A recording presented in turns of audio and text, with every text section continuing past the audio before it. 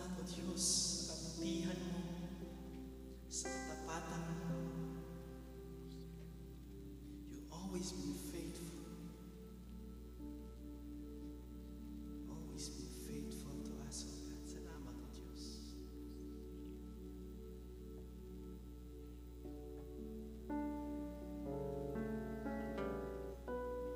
Ito yung samot na langit namin.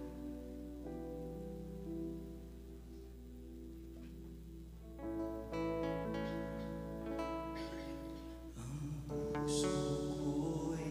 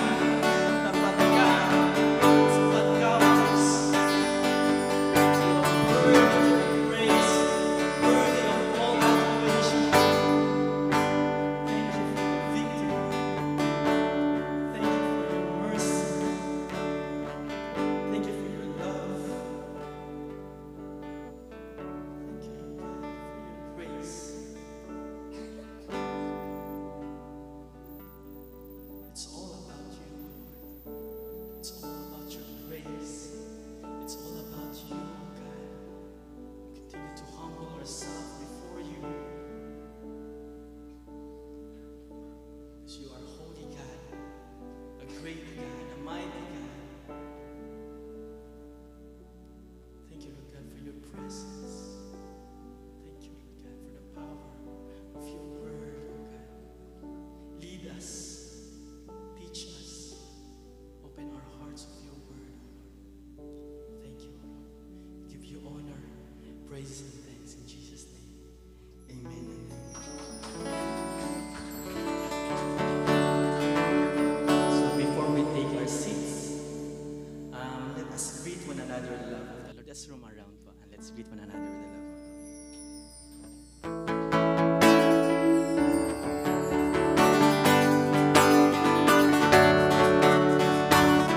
How good it is to give thanks unto the Lord. How good it is to give thanks unto our God.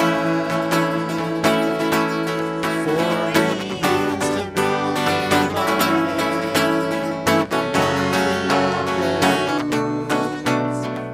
It is good to bless His holy name. How good it is to give thanks unto the Lord. How good it is to give thanks unto our God. For He heals the brokenhearted, binding up their wounds. It is good to bless His holy name. I'm gonna bless His name. I'm gonna bless His name. I'm gonna bless His holy name.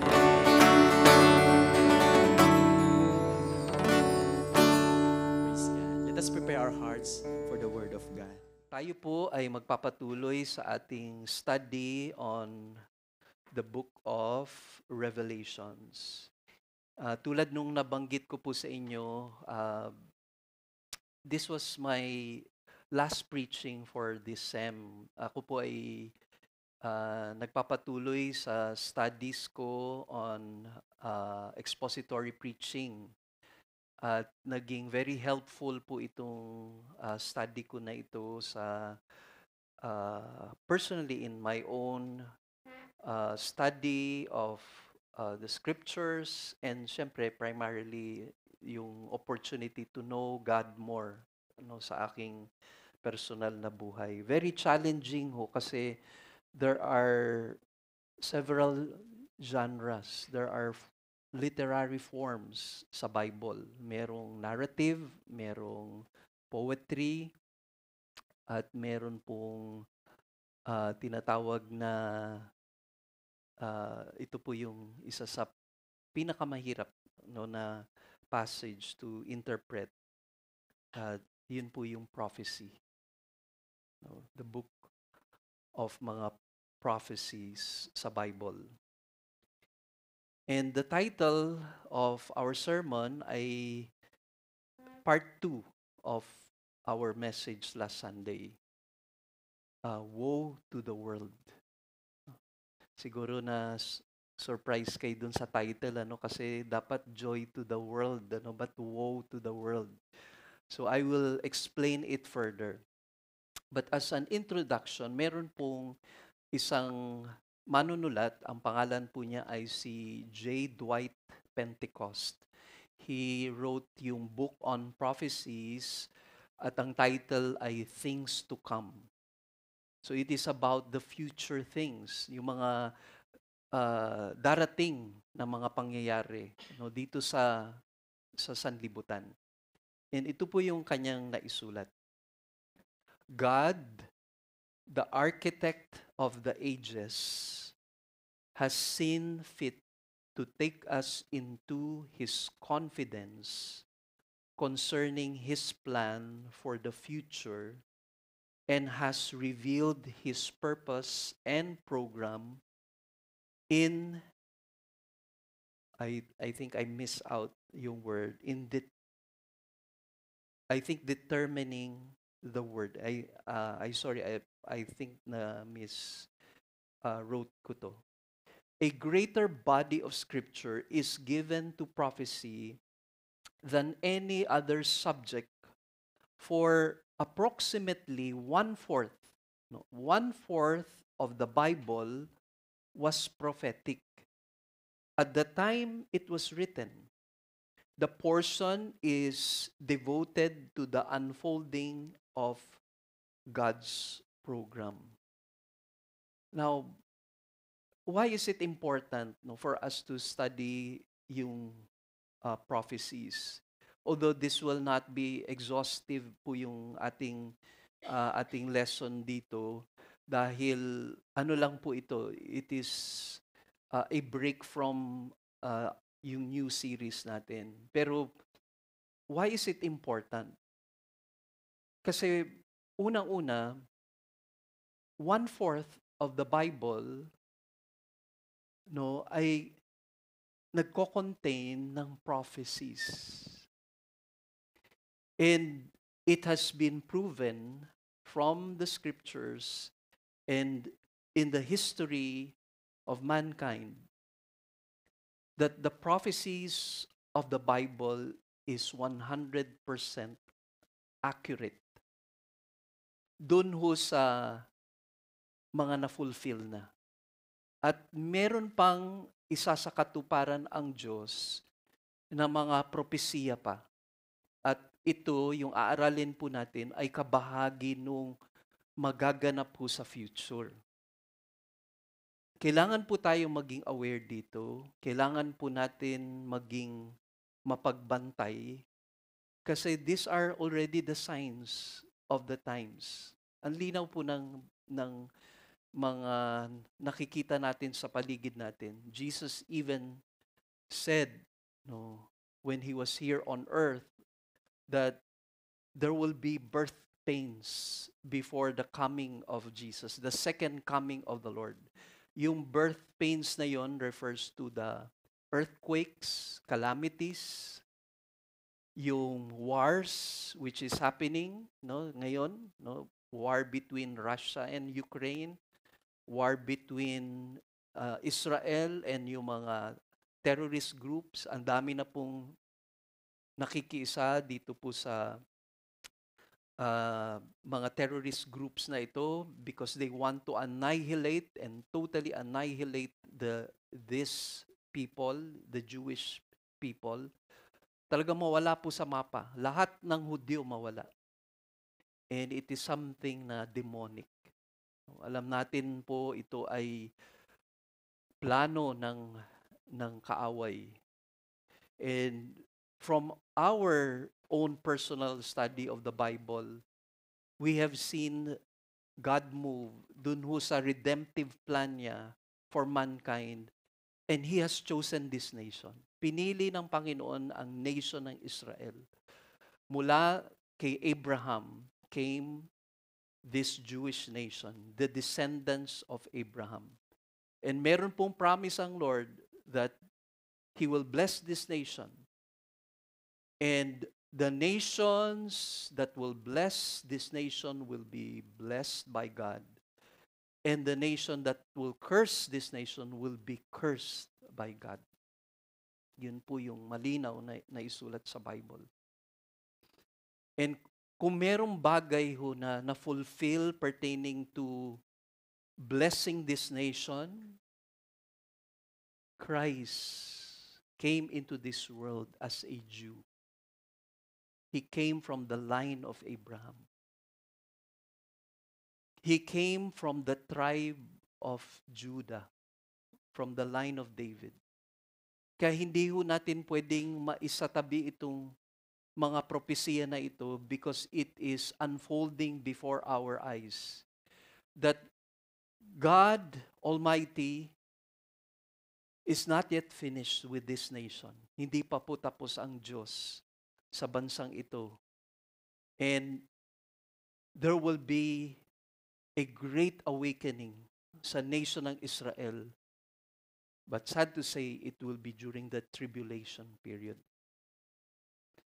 para magkaroon po tayo ng mas malawak po na understanding, kasi I know na very difficult itong prophetic books dahil ang dami pong mga symbolic na mga languages. Ang dami pong mga ginagamit ho na mga figurative languages. And kailangan lang natin ma-understand ito. One basic principle sa interpreting the Bible is Bible interprets Bible. So, ito po yung gagawin natin ngayon para lang makita natin ano ba yung tinutukoy dito sa Revelations chapter 9. So, medyo magbabacktrack tayo konti para makita natin ng mas malawak itong katotohanan na ito. But, remember, this will happen in the future, but we are to prepare ourselves in what is happening because there is an impending judgment to come. Meron pong paghuhukom ang Diyos. Dadating po yung judgment day ng Panginoon dito sa mundo na ito. Kaya with that, we will go to several slides para lang makuha natin yung context ng Revelations chapter 9 verse 12. So una po natin titignan ay yung timeline. No. First, we will go to the outline. No, ito po yung magiging outline ho natin. Yung future that will take place in this vision ay tulad na nabanggit ko po sa inyo, is about the impending judgment of God. So ito yung mga kaganapan, ito yung mga mangyayari. At kailangan natin ma-establish itong truth na ito. Una is the wrath of God's judgment, ang puot ng paghuhukom ng Diyos. At makikita natin yan sa Revelations 12 and 9 verse 12 and Revelations 8 verse 1. No, yun lamang po ang ilan sa mga passages na nagtumutukoy doon sa judgment na ito pertaining dito sa tinatawag na trumpet judgment ng Diyos. Pangalawa, sa verses 1 to 4 ng chapter 9 ay merong instrumento ang Diyos sa kanyang paghuhukom. Sino ang gagamitin ng Diyos para dumating ang paghuhukom dito po sa mundo? Ang last at pangatlo is the way of God's judgment. We will find that in verses 5 to 11 that refers to kung anong klaseng judgment ang dadating po na naayon dito sa chapter 9 verses 5 to 11. So we'll go to yung timeline very quickly para makita natin kung ano po ba ang magaganap dito po sa mga series of events. So can we go to the slide dun sa tinutukoy about the rapture? Ayan. Ito po ang position na tinatayuan po ng Living Word, no, at ng ilang mga Christian churches. We see in this slide yung symbol ng cross, and that refers to dun sa death and resurrection ni Jesus. No? At pinangako ni Jesus before He ascended to heaven that He will send the Holy Spirit. They have to wait in Jerusalem until the Holy Spirit comes. Ito na po ang kapanganakan ng church. Dito na po dumating ang Holy Spirit and dwelt among the believers. Kaya dito nag-start yung church age. And sa history ng church, dadating po yung time wherein God will rapture the church. Kukunin niya po yung iglesia niya. For some scholars, they believe na ito po yung divine time out kasi His plan is for the nation of Israel. Gusto ng Diyos na sa pamagitan ng nation ng Israel ay ipakilala niya throughout the nations that there is only one God. That is si Yahweh. But they rejected Jesus. So itong church, ang composition ay mga Hudyo na nakakilala kay Kristo Jesus at mga Gentiles naging kabilang sa iglesia ng Panginoon. In our generation, ito, yung mga believers in our generations and until God raptures the church, yun po ang kabahagi nung church age. And then tribulation comes. 7-year na tribulation period. No? We will not go into details pa dun sa mga iba pa. Maybe we will tackle this in some other time ng ating study sa prophecy. But since we are focused dun po sa trumpet judgment, bibigyan ko po kayong idea na yung Revelations 9 is part of the 3.5 years, last 3.5 years of God's judgment. So we'll go to the next slide para malaman nyo yung mga judgment na mangyayari. So we will go to Revelations 5 verse 1. Can you turn your Bibles there? And it says, I saw in the right hand of him who sat on the throne a book written inside and on the back, sealed up with 7 seals. So ito ay tumutukoy po sa scroll. Meron pong written na message. At ito ay itong ating slide ay magiging halimbawa nung itong scroll na ito na naisulat na merong 7 selyo. So bago po natapos si John dito sa vision na ito, meron siyang na-witness na 24 elders and 4 living creatures around dun sa throne na ito. And he was gazing doon po sa throne, and he sees God holding yung 7 sealed book. That was the vision that he saw. And this book, according to some scholars, ay made up of 7 parchments. Ang ilan, ito ang paniniwala, meron pong mga 7 na mga parchments. Dati, ito ay gawa sa material na animal skin at naka-record doon ang ilang mga kasulatan. At ito daw, posible daw na 1 parchment, then sealed, another parchment, until yung 7 na parchments na ito. But for some scholars, they believe, isa lang na parchment na nagre-refer dun sa judgment na dadating, merong 7 selyo. At ito ang ilan sa background ng bakit may mga selyo itong parchment na ito.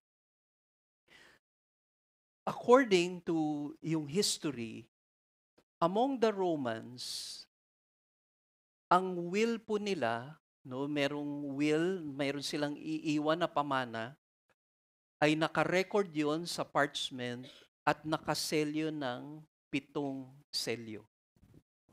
7 seals.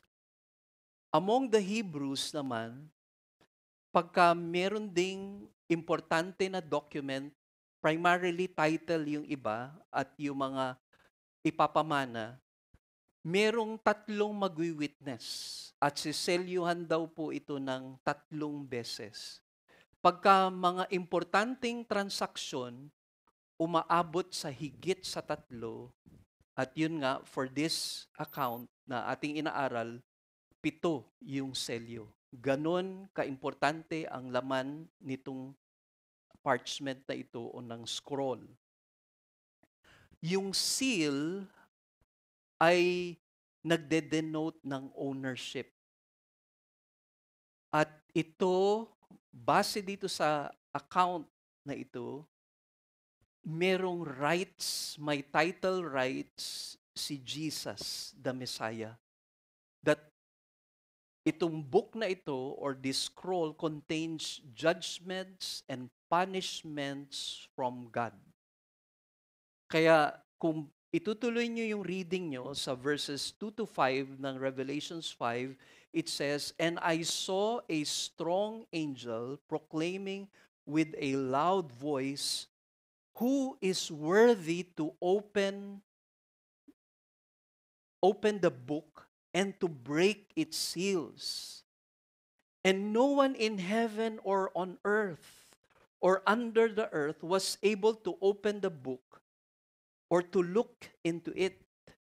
Then I began to weep." Umiyak po si John the Apostle kasi wala pong worthy daw na mag-open ng selyo na yon dito sa book na ito. "And one of the elders said to me," yung 24 elders, sabi po ng isa sa kanila, "Stop weeping.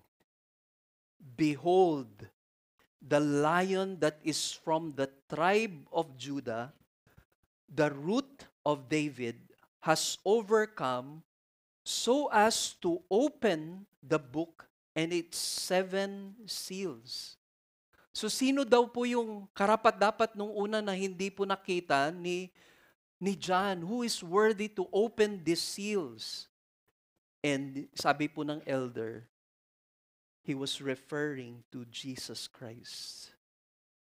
You are no longer to weep, John, because Jesus is the one who triumphed over sin and death, and He is the one who is worthy to break the seals. Yung mga selyo na yon. Kaya verses 6 to 7, the same chapter, "And I saw between the throne with the 4 living creatures and the elders, a lamb standing as if slain, having 7 horns and 7 eyes, which are the 7 spirits of God sent out into all the earth. And he came and took the book out of the right hand of him who sat on the throne." So alam po natin na si Christ, si Jesus Christ, is known as the Lion of the tribe of Judah. Yun po yung tinuturo ng Bible. He is the promised Lion of Judah. At pinoportray dito, patungkol kay Jesus, yung absolute rulership niya over all things and over all the nations and Israel. Kaya yung term po na root of David refers to yung roots niya. Yung sa kanyang family line, which is sa line ni David.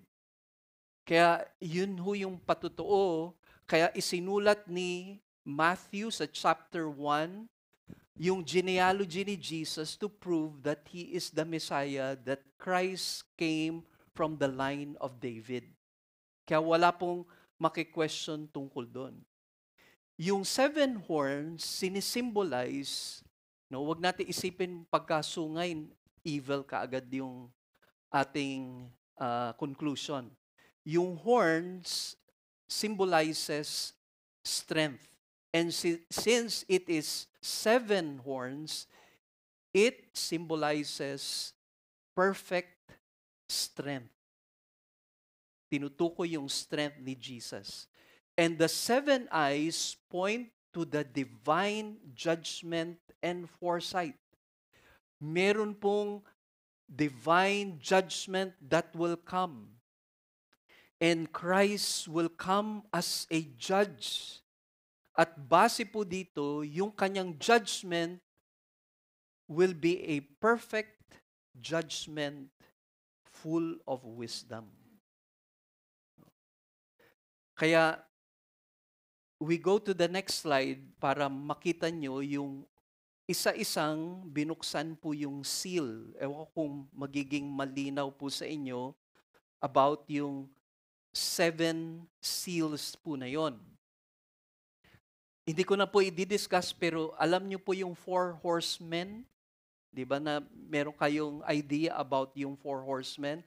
Yung 4 horsemen na yon ay tinutukoy yung dadating po na judgment dito sa world. Kaya yung white na horse ay tinutukoy about yung conquering, no? Conquering the nations. Yung red na horse ay symbolizing yung wars that will take place.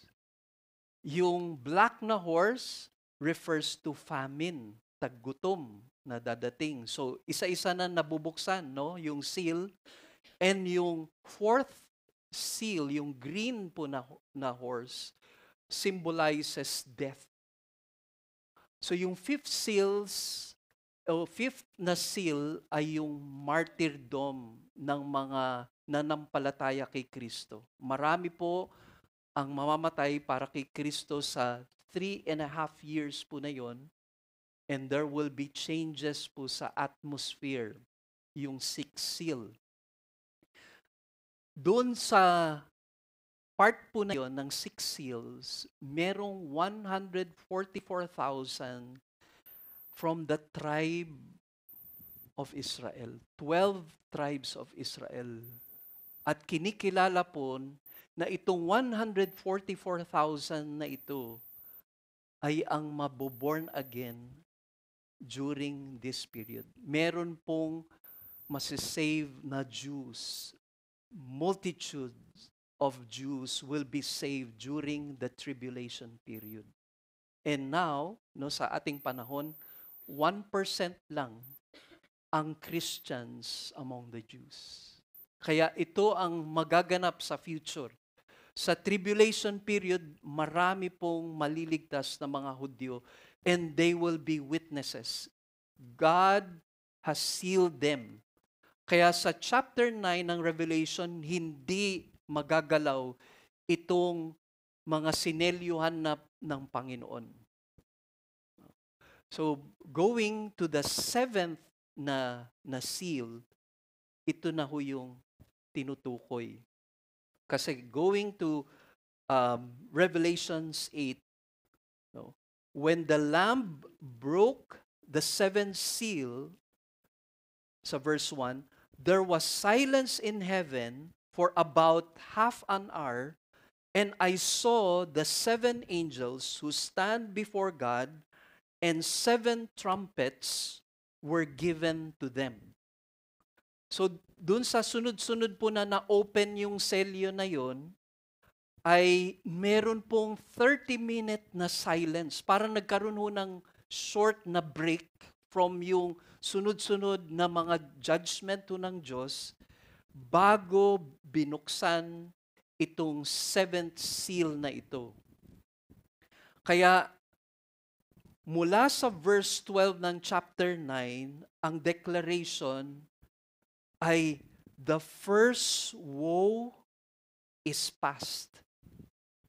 So yung unang woe, unang curse na dumating sa sanlibutan during this 3.5 years ay yun pa lamang ang umpisa ng woe. Kaya ko tinitle Woe to the World. Woe World 2.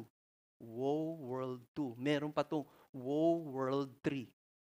Ewan ko kung matatapos ko yun. No? Kung hindi po mag-rapture. Baka i-rapture na po tayo ng Panginoon. Pero meron nung naniniwala na maiiwan po yung mga Christians sa tribulation. Kasi naniniwala sila post-tribulation. So dadaan daw po ang mga Christians at magiging ano po yun? Tanda kung ikaw ay totoong Christian. Kung mape-persevere mo yung suffering, totoo kang Christian. No? Yun ang stand po ng ilan. Pero ito na po yung 7 na trumpets. Kasama na po dito sa chapter 9. So, bigyan ko po kayo ng idea dun sa 7 trumpets kasi nasa chapter 9 po tayo. So, yung first na trumpet is 1/3 ng trees masusunog. 1/3 ng creation ng Diyos sa mga puno ay masusunog. 1/3 ng dagat ay magiging dugo. So, meron pong bloodshed that will take place na hindi pa nangyari sa history ng mundo. Ngayon, ang bloodshed sa war sa Israel ngayon or sa Palestine ay 10,000 plus. At marami doon sa mga namatay ay mga bata.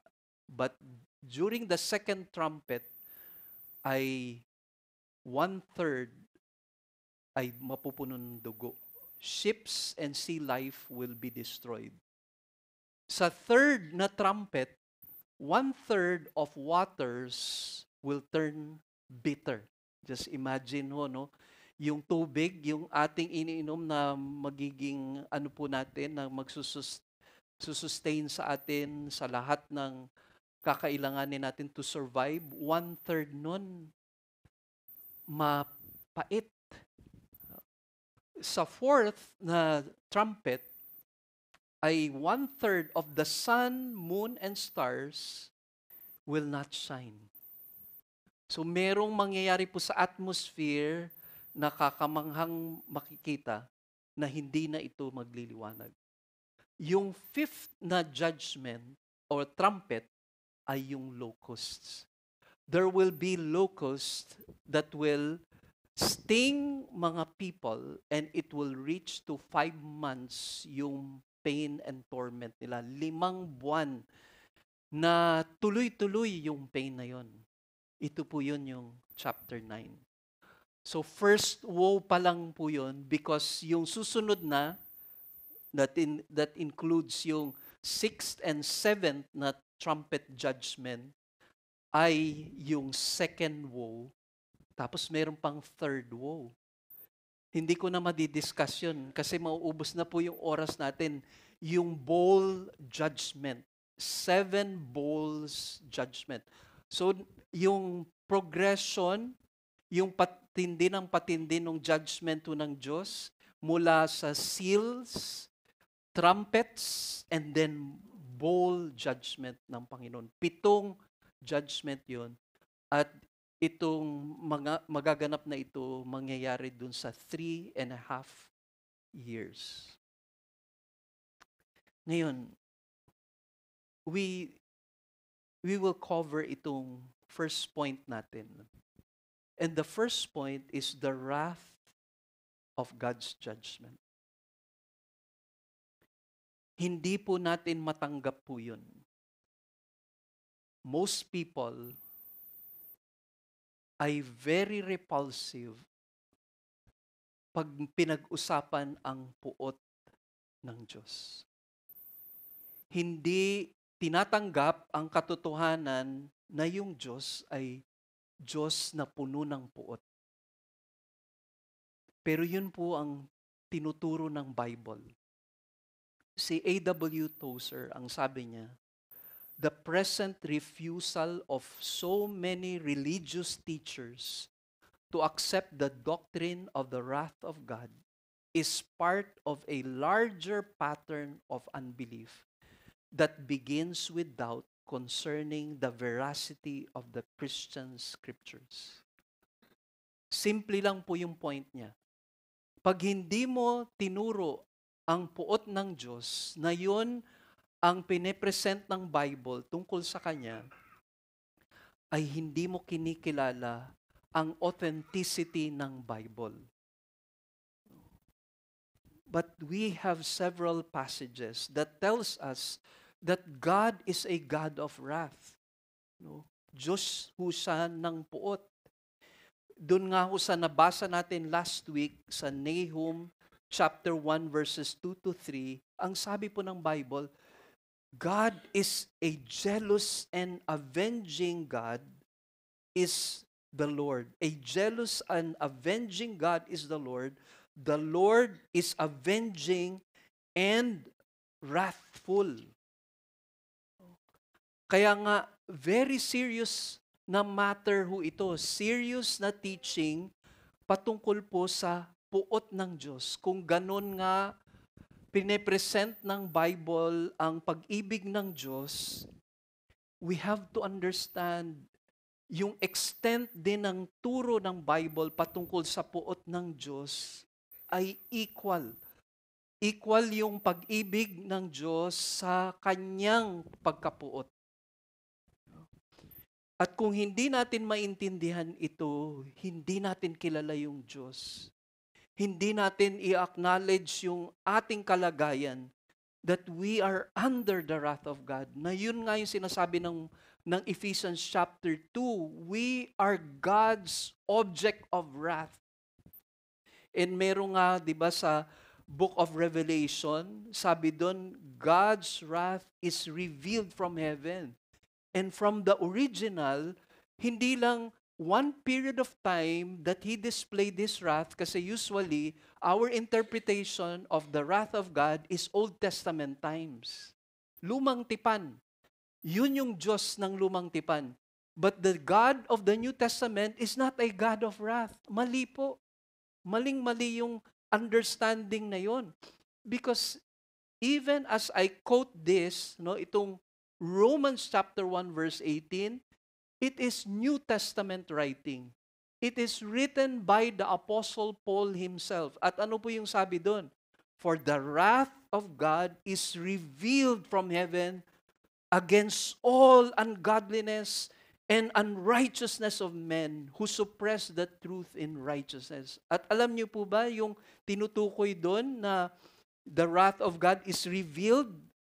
In the Greek, it means constantly being revealed. So, ibig sabihin, hindi pa tapos ang revelation ng Diyos sa kanyang puot sa kasalanan. At nagpapatuloy pa yung puot na to and ultimately will lead to this final judgment of God during the tribulation period. And alam natin from the Bible, how did God reveal Himself, yung kanyang wrath? Sa Garden of Eden, Adam and Eve experience yung separation from God because of their rebellion towards the Lord. Yung flood that happened, Sodom and Gomorrah, Tower of Babel, at ilan pa po na pwede kong ma-enumerate sa inyo. Kaya ho, God will not hold back His wrath, and it will take place during this day. Itong time na ito, that people will experience the great wrath of the Lord. Romans uli, writing po ni Apostle Paul, but because of your stubbornness and unrepentant heart, you are storing up wrath for yourself in the day of wrath and revelation of the righteous judgment of God. New Testament uli ito. Writing po ni Apostle Paul. It is our sins, our unrepentant and stubborn heart is storing up wrath. Nagbi-build up, nagpapatong-patong po yung puot ng Diyos dahil sa ating unrepentance toward God. Kaya, yun po yung mensahe ng Panginoon. We cannot avoid this teaching. I cannot bypass this truth. Kung naging break man natin ito sa series natin at ito yung assignment ko, natapos ako sa wrath ng professors ko. Hindi, mabait po yung mga professors ko. Nagno-note lang po ng mga mali. Pastor, wrong mistake. Thank you po. Salamat po. God bless you. Ah, Kaya yun po no, yung righteous judgment ng Panginoon ay parating. It is being revealed. Patuloy na nare-reveal yung puot ng Panginoon sa kasalanan. Si William MacDonald, meron po siyang naisulat sa kanyang series on the attributes of God. Diniscuss niya po ito about the wrath of God. And ito po yung kanyang naisulat. God's wrath will be revealed during the tribulation period when the seals are opened, the trumpets are blown, and the bowls of His fury are poured out on a world that rejected His Son. And it will be revealed when the Lord Jesus returns to earth as King of kings and Lord of lords, when God breaks His silence and pours out His wrath. So it is constantly revealed. We cannot put aside the teachings about yung lake of fire, yung hell na sinasabi, yung lawa ng apoy na tinuro ng Book of Revelations, na sinasabi na ito yung magiging lugar ni Satanas. Ito yung magiging dito siya itatapon. But Hades, the place of death, those who are in this temporary place of torment will be thrown. Itong Hades na ito ay itatapon sa hell. Yun yung sabi po ng Book of Revelation. Kaya we cannot really avoid yung teaching na ito. Pero bakit? Bakit may puot ang Panginoon? Bakit ganun na lamang ang puot ng Diyos? Dahil sabi ho ng Romans chapter 1:21, even though they knew God, they did not honor Him as God or give thanks, but they became futile in their speculations, and their foolish heart was darkened. Professing to be wise, they became fools and exchanged the glory of the incorruptible God for an image in the form of corruptible man and of birds, four-footed animals, and crawling creatures. You have replaced the glory of God for things that are created. Pinagpalit mo ang kaluwalhatian ng Diyos sa mga bagay na linikha lamang. At nakakalungkot po yun.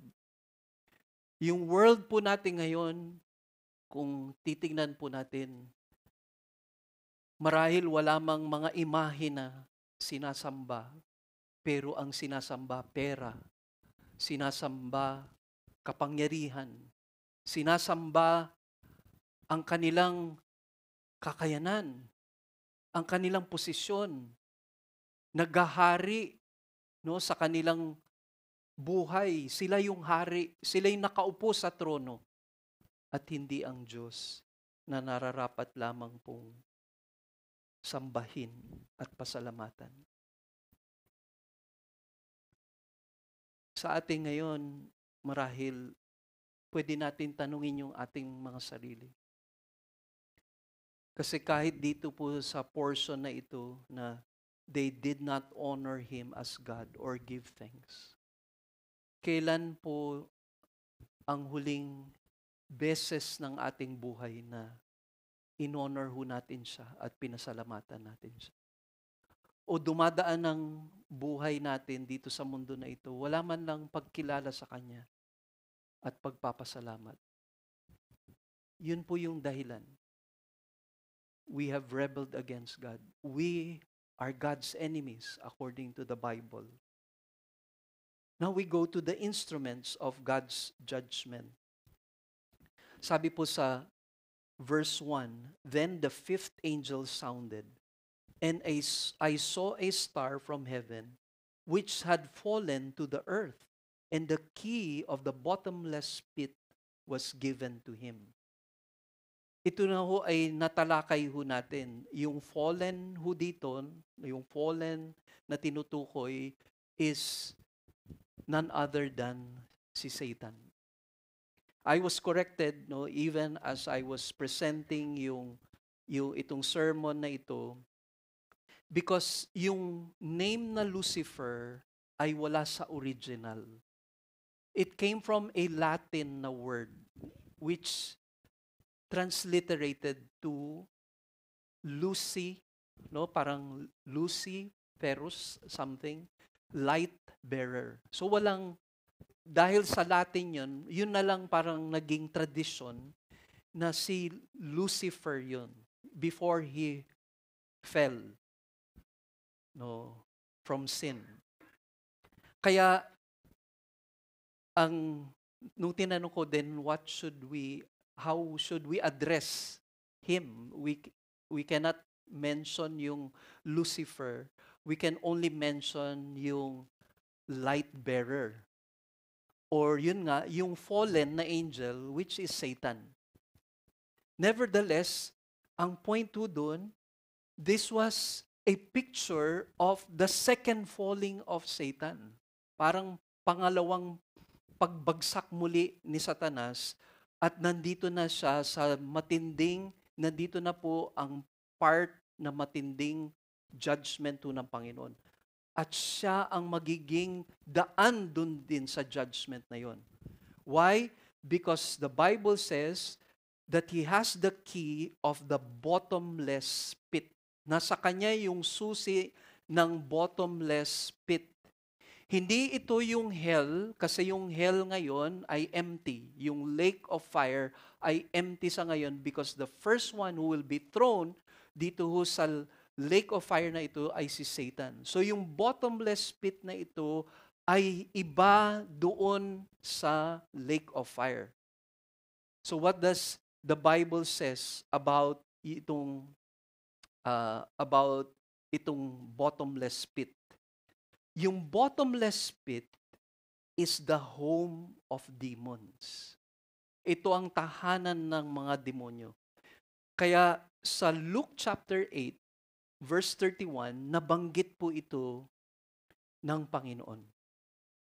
Or ito yung time na the demons were crying out when Jesus rebuked the demons. Sabi ng mga demons, they were imploring Him not to command them to go away into the abyss. So another name for yung bottomless pit ay yung abyss. So nagmamakaawa itong mga demons. Huwag silang itapon dito sa abyss or sa bottomless pit. So as I mentioned, the bottomless pit refers to the prison where some of yung demonic hordes are incarcerated. This is a place of severest torment and isolation, according to several passages, including 2 Peter 2:4, Jude 6 and 7. Pero nung binuksan na yun, ay meron pong sinasabi sa verse 2 that there was a smoke out of the pit. The smoke of a furnace. Parang mapipicture ho natin marahil yung isang volcano na nag-e-erupt, naglalabas ng lava, umuusok. And probably, this symbolizes the terribleness of the place from which the locusts emerged. Dito po lumabas yung mga locusts na ito. At yung revelation na tinukoy about yung smoke usually relates to judgment, doom, and torment. Yun ang sinisimbolize nun. Nung umuusok siya, ito ay doomsday. It is a doomsday scenario. It will be a judgment day. It will be a torment day. Kaya, in verse 3, then out of the smoke came locusts upon the earth, and power was given them as the scorpions of the earth have power. So ang nakita ni Apostle John sa vision ay merong mga locusts. Pero ito ay nagsisimbolize ng destructive power ng locust. From the Old Testament times, sa Deuteronomy 28, 38, and several passages pa, pagka dumating yung mga locust, parang isang malawak po na army ito, na uubusin lahat ng dadaanan niya na vegetation. Talaga, in just few seconds, pagdapo po ng mga locust, ubos lahat ng pananim. Tinukoy din ito ni Joel sa Book of Joel, chapters 1 and 2, na yung earth during that day, there will be a locust invasion. Pero tandaan natin, itong locust na ito, hindi siya literal locusts. Ang locust na ito ay may intelligence, may power siya. At sabi sa verse 4, they were told not to hurt the grass of the earth. So, meron pong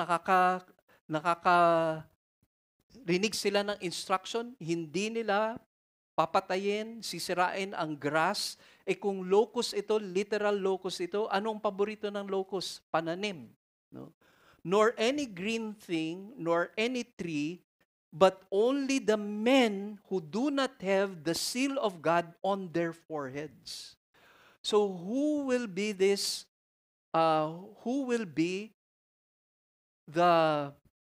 yung victims nitong locust na ito? Yung mga taong wala ang selyo ng Panginoon sa kanila. Sino yung merong selyo ng Diyos doon sa 7 seals? It was the 144,000 who have the seal of God. So sila yung kabahagi nun na hindi magagalaw ng kaaway. Ngayon, somehow, we have this assurance. I know, hindi po tayo exempted sa mga testings ng life. Pain, suffering. Ang dami po nating mga pinagdaanan na sa buhay po natin. Pero ito walang comparison itong magaganap na ito sa last days.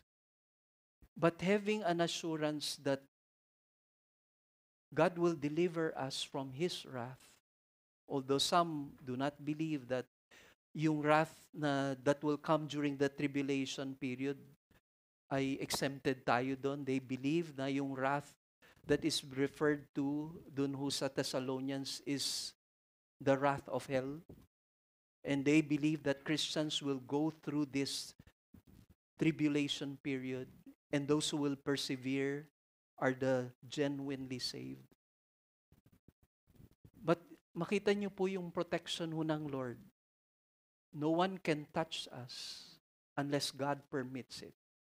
Si Job, meron pong hangganan yung kanyang pag-inflict ng torment kay Job. Diba si Satan, he had yung limitations niya. He cannot touch Job fully unless God permits it.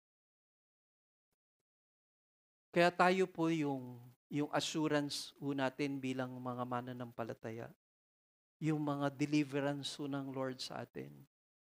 Nagpapasalamat po ba tayo doon? Yung pag-iingat ng Diyos sa atin? Or yung judgment day that will come, are you grateful that you are now in the Lord? And that His wrath, hindi na po yung objects of wrath, but according to the book of Ephesians, we are now objects of His mercy. Do you rejoice in that truth? Kasi no one can escape this wrath. Ito pala nga yung gera na nangyayari ngayon, di ba? Pagka na-view natin, kahit portions lang dun sa nakikita natin, nanlulumo na po tayo. Grabe yung effect. Ewan ko kung ano yung epekto po sa inyo.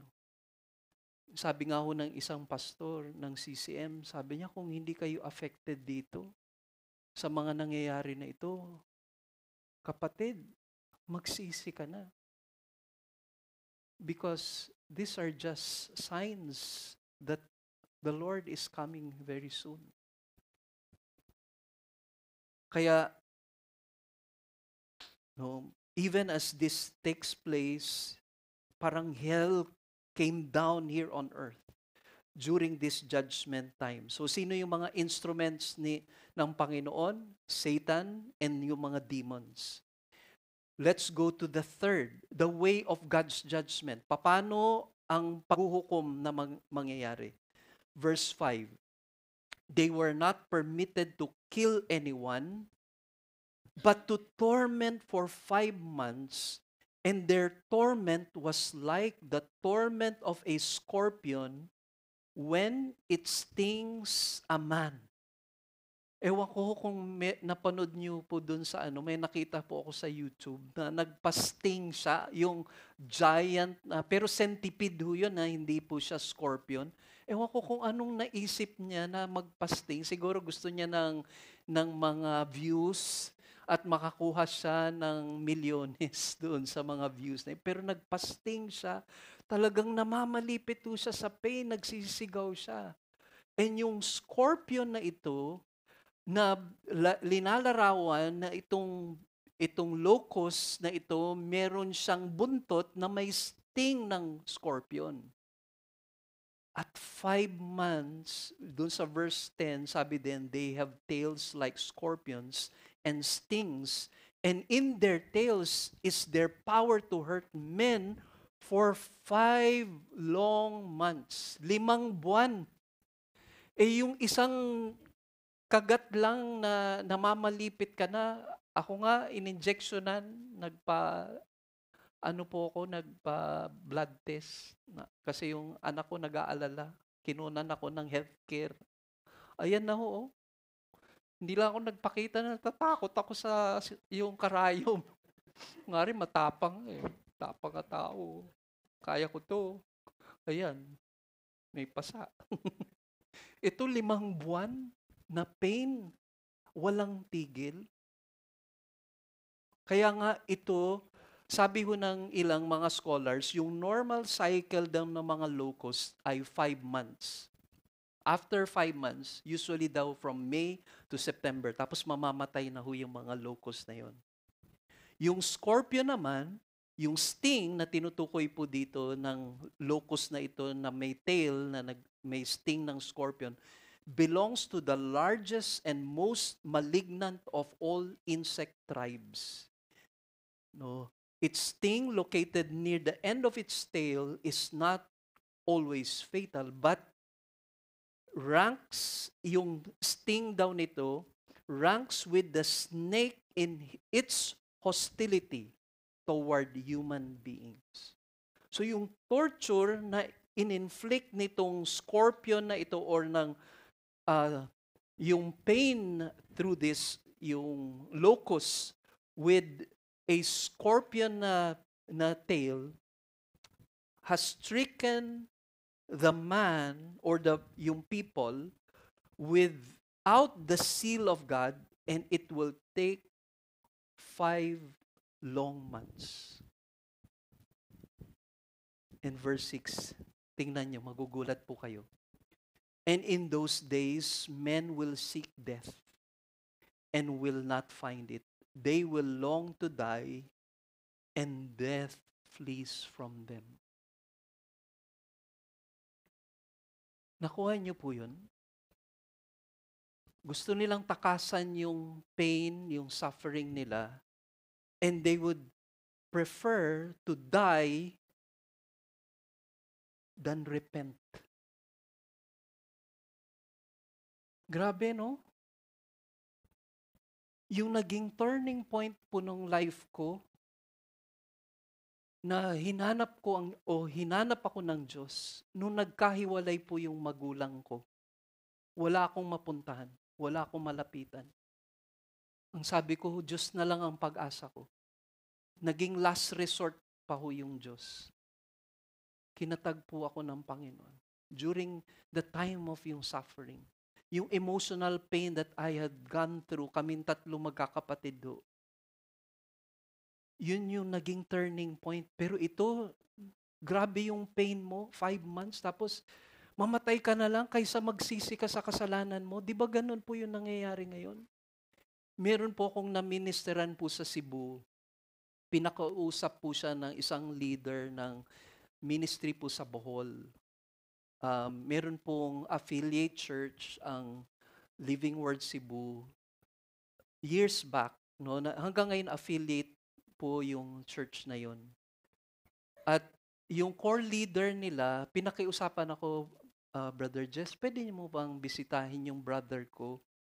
Kasi meron siyang tumor sa brain. And magiging comfort ko kung bago sa operation niya, sharean mo siya. So, dun, pagka ganun ho yung pagka sinabihan ako na ganun, ako, excited po ako. Excited ako makapag-share. Pagdating ko sa hospital, so nagpakilala lang ako, winelcome naman po ako ng mag-asawa, nandun po yung wife niya, nakaupo dun sa side. Tapos nag-start na ho ako mag-share. Doon ho, hindi pa ako nag-uumpisa ha. Yung konti pa lang na share ko about sa faith, sa Christian faith.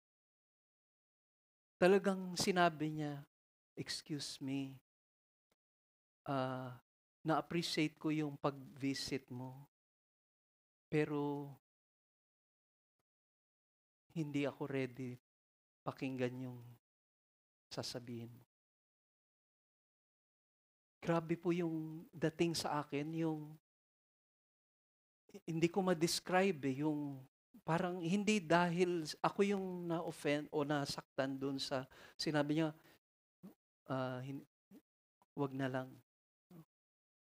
Pero naisip ko, Lord, ooperahan na to. Very critical yung operation. May tumor siya sa brain. Pero as I was sharing about Jesus, sabi niya, wag na lang. And how many of yung people that we try to share our faith to are willing to listen? How many of them? Even my own relatives. Nung sabi ko, pwede ko kayong padala ng book ni Brother Mel, yung mga pinsan ko po to ha. Kung nag-connect ako sa kanila, papadalan ko sila ng book ni Pastor Mel. First cousin ho namin. Hindi na po ako rin-applyan. Hanggang ngayon po may barrier na yun, na sinet nila laban sa amin na kumilala na kay Kristo. How many people are willing to listen? Sino yung handa na makinig? And tulad ba nito, na nagsishare ka about yung faith, tapos ayoko pakinggan, mamamatay ako. Kung anong paniniwala ko, kung anong kinagisnan ko, yun ang kamamatayan ko. So, it says here, in verses 7, no, susunod-sunurin na lang po natin ito at i-describe po natin yung characteristics ng locust na tinukoy dito. Verses 7 down to verse 11. The appearance of the locusts was like horses prepared for battle, and on their foreheads appeared to be crowns like gold. And their faces were like the faces of men. They had hair like the hair of women, and their teeth were like the teeth of lions. They had breastplates like breastplates of iron. And the sound of their wings was like the sound of chariots, of many horses rushing to battle. They have tails like scorpions and stings, and in their tails is their power to hurt men for 5 months. They have a king over them, the angel of abyss. So meron pa ho silang hari doon sa abyss, sa bottomless pit. Hindi ito si Satan because ito yung sa Greek daw ay Apollyon ang pangalan at yung Hebrew name niya ay Abaddon.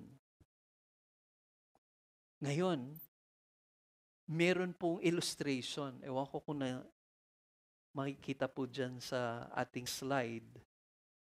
Yan po yung itsura nung artist na kung paano niya create yung picture nung nakasulat po dito sa verses 7 down to 11.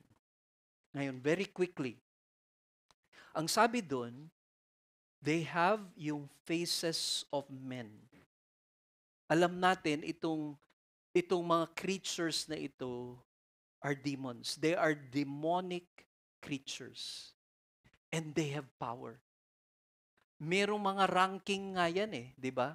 Principalities, powers of the air, merong mga ranggo-ranggo pa ho yan dito sa spirit world. And yung description ho ni Apostle John when he saw this vision indicates that this image is ugly and frightening. Yung crowns dun ho sa head nila symbolize yung victory nila over their oppression sa mga unrepentant. Yung corona na yon na naka-place sa kanilang ulo, sinisimbolo yon kung paano na nagtatagumpay sila, na nalinlang ang tao at hindi nagsisisi sa kanilang mga kasalanan. So yung tinukoy about sa verse 7 na the appearance of the locusts was like horses prepared for battle, and on their heads appeared to be crowns like gold.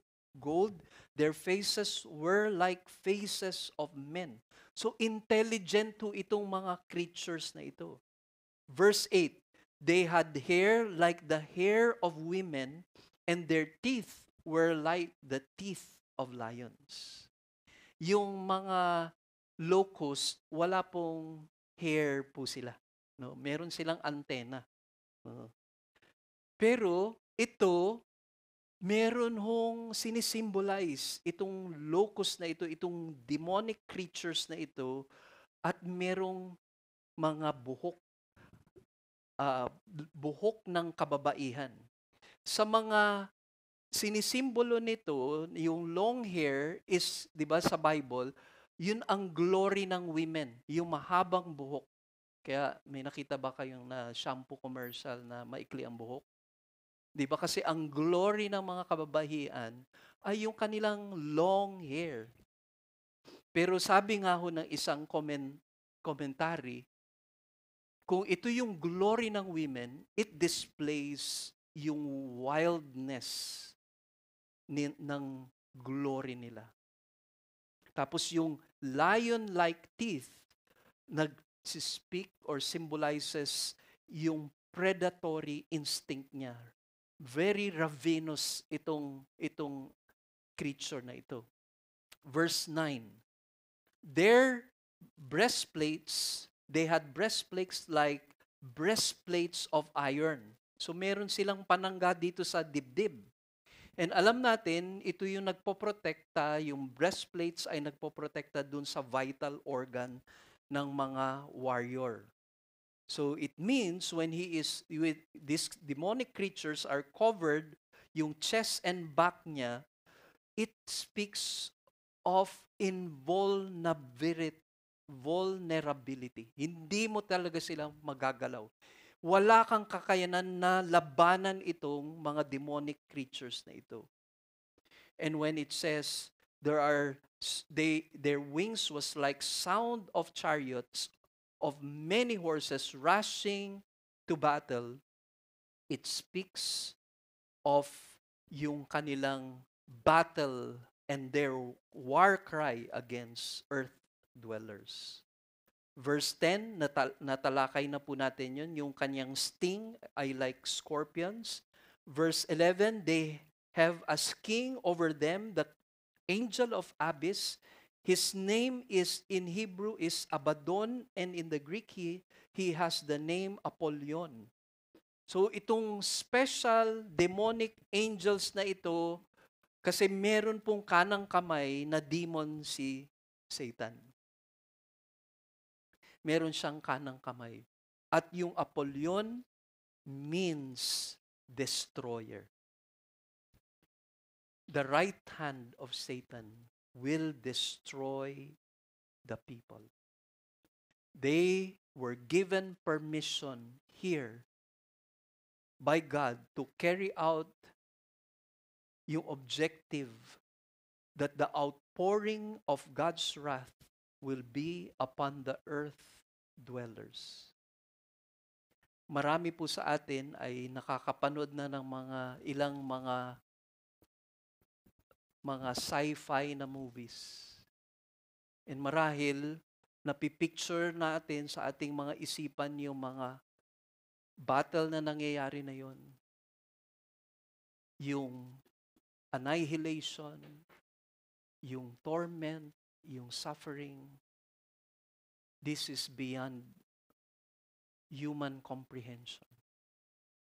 Yung suffering na mangyayari mula sa seals, down to the trumpets, down to the bowl judgment.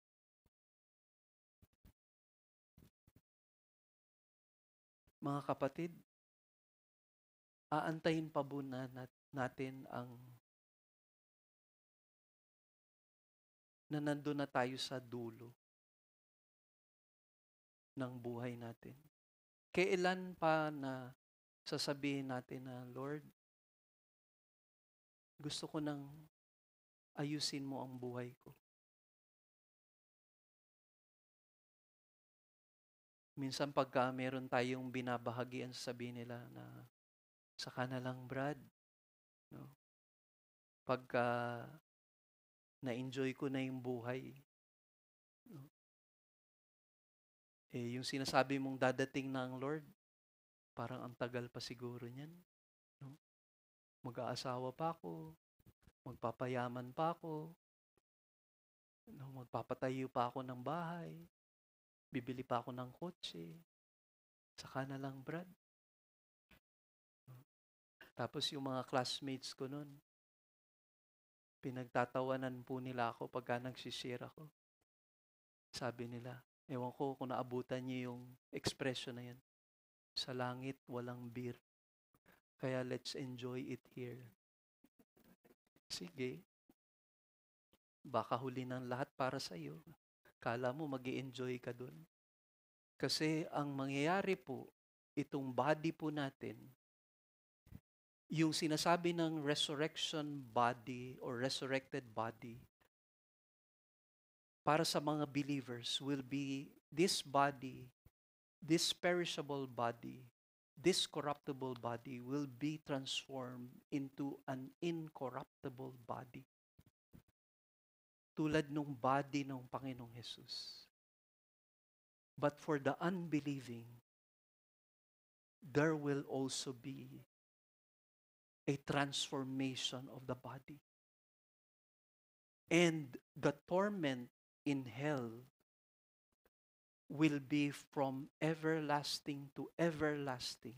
Walang katapusan. Konting paso nga lang sa atin dito, na hawakan mo lang yung takuri na mainit, nakaka-react ka na kaagad. Ano pa kaya yung tuloy-tuloy na apoy sa impyerno? And we ask this question, bakit? Di ba walang hell dapat? Di ba ang Diyos, God of love, God of mercy, di ba yun parating yung sinasabi natin? Di ba ang Diyos pag-ibig? Yun din po yung sinabi sa akin nung kapitbahay namin.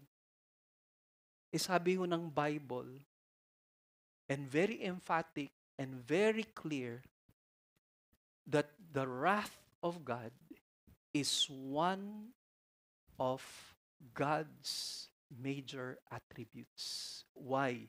Because it speaks of His holiness and His holy justice.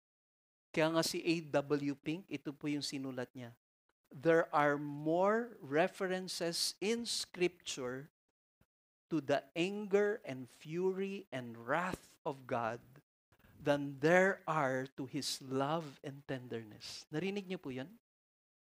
Mas maraming tinuturo ang Bible tungkol sa puot, galit ng Diyos sa kasalanan kaysa ang tungkol sa pag-ibig niya. Si Jesus spoke more of hell than of heaven. Bakit? But maraming turo si Jesus about hell because ito yung urgency, yung calling of the people to repentance and accepting Him as Lord and Savior.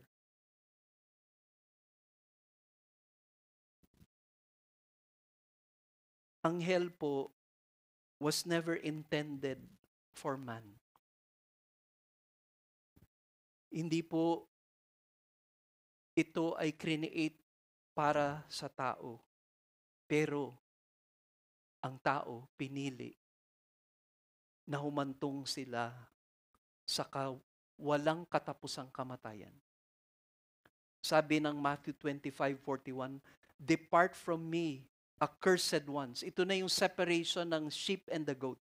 Judgment day na. Hihiwalay na yung mga tupa at mga kambing. "Depart from me, accursed ones, into the eternal fire." Si Jesus po nagsasabi nito, which has been prepared for the devil and his angels. Pinipare ang impyerno para sa kay Satan and the demons. Pero yung nagre-refuse ng mercy ng Diyos, yung kanyang offer of salvation, kasi may solusyon na May solusyon na doon sa judgment ng Diyos. Si Kristo dumating. Dahil sa Pasko, may pag-asa na ang tao sa kaligtasan. Pero pinili ng tao na i-reject ito at wala ng ibang alternative ang Diyos sa mga nagre-reject sa kanyang katwiran at kabanalan, kundi ang kanyang paghuhukom. And God has warned people time and again against the consequences of sin. They willfully, they chose to disobey. They chose to follow their own ways. Yun po yung tinuturo o yun po yung kalagayan po ng tao. Pinili nila ang buhay na ito at yun na ang magiging kahantungan sa sino mang mag-reject sa Panginoon. Muli, sa pagtatapos, aking hong ipapahayag ang puot na riniveal ng Diyos doon po sa krus ng Kalbaryo.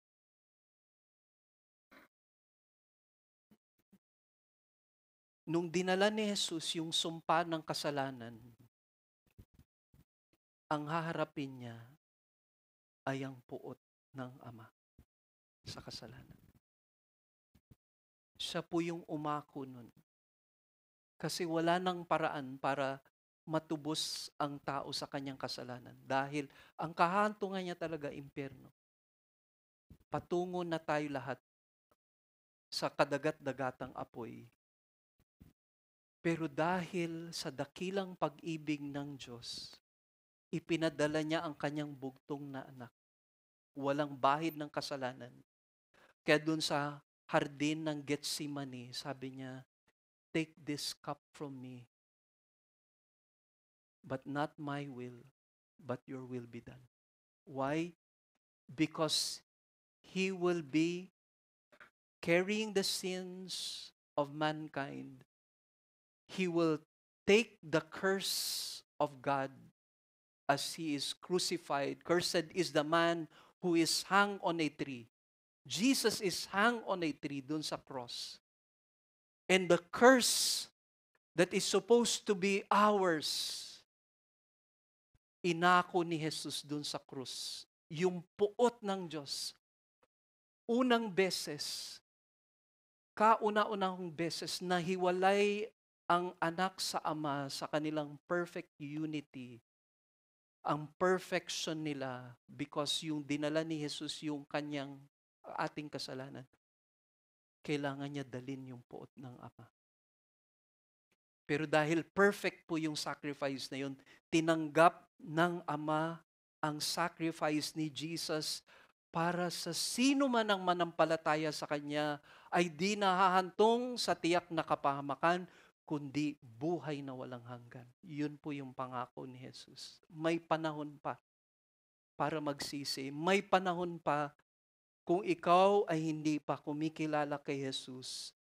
Ito ang panahon na nais niyang ialay ang buhay na walang hanggan sa iyo. At kung ikaw ay nagpo-profess na mananampalataya at nananatili sa pamumuhay na taliwas sa kalooban ng Panginoon, ngayon ang panahon ng pagsisisi. Ngayon ang panahon ng pagsisisi.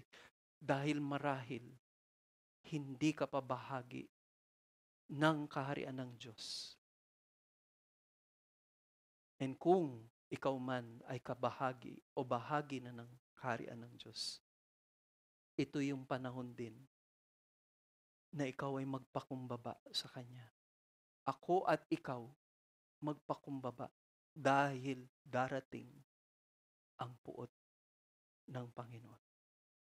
Ito lang ang isang assurance na meron po tayo na isinulat ni Paul Gerhardt.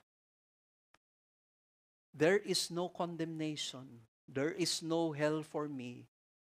The torment and the fire, my eyes shall never see. For me, there is no sentence. For me, there is no sting. Because the Lord who loves me shall shield me with His wing.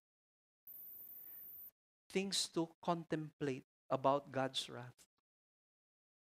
Kung ikaw ay Christian, wala ka bang compassion for the lost? Hindi mo ba nakikita yung mga kaluluwa na patutungo na po doon? Bahagi nun, mahal mo sa buhay. Bahagi nun, kaibigan mo. Bahagi nun, kapitbahay mo. Hayaan mo silang lumapit kay Jesus. At matanggap nila ang pag-ibig at kapatawaran ng Panginoon. Ngayon ang araw ng kaligtasan. Today is the day of salvation. Let's pray. Panginoon, patuloy niyo po kaming kaugnayin sa mga katotohanan ng propesiya na ito. Hindi man namin matatalakay sa ngayon ang kabuuan ng mga ganap sa future, Panginoon. Pero ito na ang dapat gumising sa amin sa spiritual na pagkakatulog. Dahil ang dami-dami na pong nangyayari po sa aming paligid. Noong nagkaroon ng pandemya, nayanig kami. Akala namin ito na yung katapusan ng mundo. Tapos, nagkaroon ng pagluluwag. Nagkaroon muli ng normal na pamumuhay. Tapos balik uli sa pananaw na matagal pang babalik ang Panginoon. Pinahalagahan yung sarili, material na bagay, kinalimutan na at kinaligtaan na ang Diyos.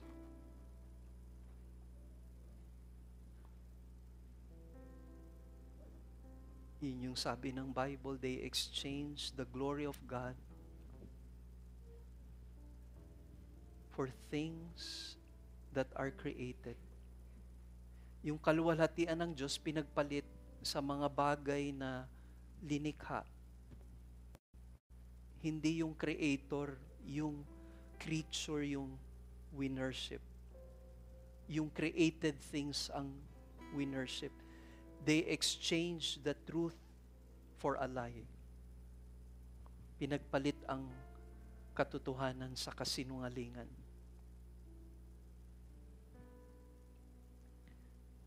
Lord, malapit ka nang dumating. At sinulat sa unang 1 na yung nag-aantay sa pagdating mo ay nalilinisan ng kanyang puso. Pinupurify mo siya, sinasanctify mo siya dahil inaantay niya ang pagdating mo. Ganun po ba kami, Lord, sa aming buhay espiritual? Kami na nagsasabing Kristiyano kami, hinahangad ka ba namin talaga? Ikaw ba ang laman ng puso at isipan namin? Talaga bang sinasabi namin, Lord, buhay, ikaw ang buhay namin. Ikaw yung lahat-lahat sa amin. Kung wala ka, wala kami. Pero kung magiging totoo kami sa mga sarili namin, hindi naman ikaw yung number 1 eh. Parang ang naging add-on ka na lang sa buhay namin. Parang dagdag ka na lang. Hindi ka dagdag eh, Panginoon. Ikaw yung nararapat. Ikaw yung karapat-dapat. Ikaw yung hari. Ikaw ang Diyos. Sa'yo ang lahat. Wala kaming mapagmamalaki, Panginoon. At nais namin sa araw-araw ng buhay na ito, sa pagbibigay mo ng biyaya mula nung kinatagpo niyo po kami, dapat araw-araw namin kayong iniisip. Hindi na yung dagdag ka na lang, Panginoon. Kung may panahon, yung tira-tira na lang yung parati. Yung natitira na oras, natitira na blessing, natitira na mga talento. Lord, ikaw lang makakapagbukas ng mga puso namin, Panginoon. Ikaw lang ang pwedeng magyanig sa puso naming malayo na sa iyo. Dalin mo po kami sa iyong presensya. Sa mga hindi pa nakakakilala sa iyo, Lord, ikaw lang makakahipo ng buhay nila, Panginoon. Ikaw lang ang makakapagbigay ng liwanag sa mga puso't isipan nila. Lord, katagpuin niyo po sila. Makita nila ang napakadakilang pag-ibig ng Diyos. Gumawa ng solusyon sa pinakamalaking problema ng tao, kasalanan. Ngunit kailangan nilang kilalanin ka bilang Diyos at Panginoon ng kanilang buhay. And they will not suffer wrath dun po sa lake of fire, but instead will be with you for the whole of eternity. Lord, we await that day. Come, Lord Jesus. Come soon. Maranatha. Jesus, come soon. Thank you, Lord. Help us to see with the eyes of our Lord yung burden for the lost. Let us see with the eyes of the Lord Jesus. Tulungan niyo po kami, Panginoon. Thank you po sa bawat person na represented here, family, work, business. Kayo po ang kumatag po sa mga naririto ngayon, Panginoon. Kilalanin ka lang nila, Panginoon, sa lahat ng mga pagpapala na binigay niyo po sa buhay nila. Salamat sa opportunity na makapagbahagi ng blessing para sa gawain mo upang makapagpatuloy kami sa mission na to make disciples of all nations. And Lord, may we be faithful dito sa blessings na ito para sa pagpapalaganap ng mabuting balita. Thank you, Lord, and we commit to you the rest of the day, and may this be a time of reflection. Thank you, Lord, for awakening our soul. In this we pray in Jesus' precious name. Amen and amen. Tayo po ay tumayo na para sa ating huling awitin. Meron po tayo na announcement for those who are taking po yung membership class. We have class this afternoon.